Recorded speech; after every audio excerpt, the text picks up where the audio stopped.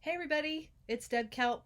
I work with the Heart of Texas Writing Project at UT Austin, and I wanted to do a short little video to, first of all, thank everybody for your great enthusiasm for these videos, your terrific support for these videos. Truly, this was just something that I started to do over our spring break, kind of just on a whim. And then everything just sort of snowballed into this really amazing time to think about writing with you. And so I wanted to talk to the parents and to the teachers for just a second about how I'm imagining you can use these videos and maybe some tips on making this a really joyful, special experience with the young people that you're working with. First, I should say that my experience and the audience that I'm really thinking toward with these videos are probably kids grades 4, 5, and up. I invite anybody who wants to pay attention to these videos to join us and to think with us. Um, but as we go further through what it means to write, that's kind of the audience that I'm imagining for this. I've learned a lot from primary teachers, K1, 2, and 3, but I'm thinking that these would really be powerful for kids 4, 5, and on up. So I hope that might help a little bit as we keep going. The other thing I wanted to say is I've never done anything like this before in my whole life. I'm learning how to use Zoom. I'm learning how to use Photo Booth. I'm learning how to edit movies. This is all new for me, so I definitely feel like I'm building a plane as we're flying it, and that's actually how a lot of my teaching tends to go, just sort of starting something and growing with it. So I wanted to thank you for being patient and understanding as we kind of come together on this plane, so to speak. And also to let you know that I think it's really hard to teach writing without back and forth. I'm missing getting to see what the students are doing. I'm missing getting to hear their voices.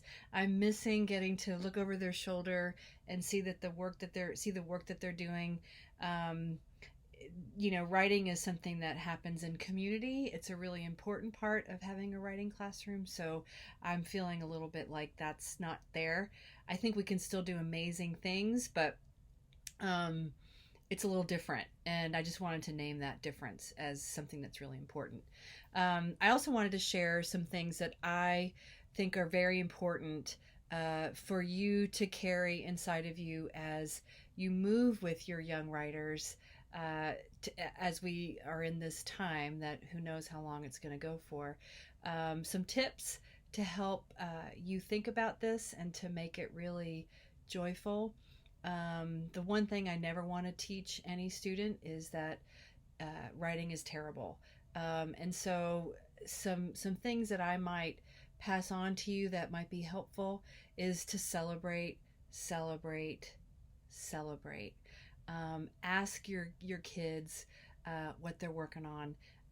Look at their work and try to see all the beauty and the brilliance that's there. That's what I learned from one of my best mentors, Catherine Bomer, to look at kids' work and just be astonished by how amazing and thoughtful and passionate and creative and silly and funny they are. Try to always have that gaze when you're looking at your kids' writing. That is what every writer needs, is to have a cheerleader to say, you are blowing me away. You are making me just, I can't believe how fantastic this is. That's key. Writing is challenging, writing is hard, writing makes us feel vulnerable sometimes, and so we really need to have people around us that are just cheering us on, helping us feel like we're doing just fine. So that's really important. Another thing that I'll share too is that at this point where we are with learning how to keep a notebook and just paying attention to our thoughts on paper, spelling, grammar, correctness, that is not on our radar right now. That's why I showed my notebook as being so messy on one of the first videos, because you really want your writers to be okay and to feel fluid, that they can just get their thinking down. If we can keep flying on our plane together, I'd like for us to go through the whole process, and eventually maybe get your kiddos to publish something in a way that makes sense for you and your family. And then right before publishing, we can work on scrubbing it up a little bit, cleaning ourselves up for company, so to speak, right? Getting our shirts all pressed and our punctuation just right and our spelling just right. But now that's sort of the last thing that any writer really thinks about as they're trying to grow their ideas. And if you think about it, it makes sense, right? You're just trying to get your material gathered in a notebook.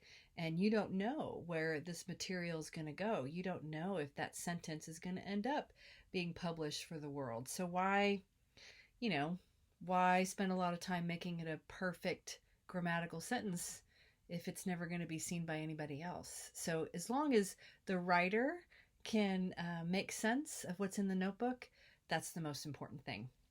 I will also invite you to celebrate as many different ways that your student can, or your kiddo can make meaning, whether it's words, drawing, sketches, taping things in the notebook. All of this is part of what it means to compose, and a great way to extend creativity and thinking.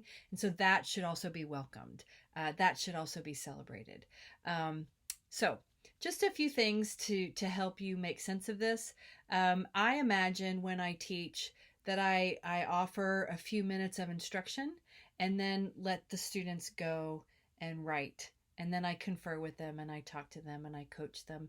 So if you want to take up that model as you're going through these videos, that might be really helpful. Watch the video. There are always suggestions. There are always invitations. If your kiddo has other ideas for getting started in their notebook, then that's what they should pursue, right?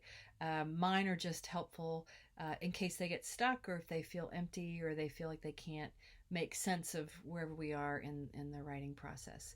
So that's how the time might work, right? The video, and then 15 or 20 minutes of writing that you can work up to, 10 to 15 to 20. And then at the end, I think it would be really powerful and beautiful to share and to ask your kiddos to share something they're proud of that they composed, or to talk about how the writing went for that day, right? To think about what was easy and what they're learning about writing, or what was hard and how they overcame that challenge. Just a conversation about writing, or even a little bit about what they maybe wrote on paper if they want to share it out loud, and to celebrate. Okay, I hope that's helpful. Just some overviews about my thinking with writing and my philosophy with writing, and what I've learned from being a writing teacher for a little while. And I'm excited to keep thinking with you, and I look forward to talking to you. Okay, have a great writing time with your students and your kids.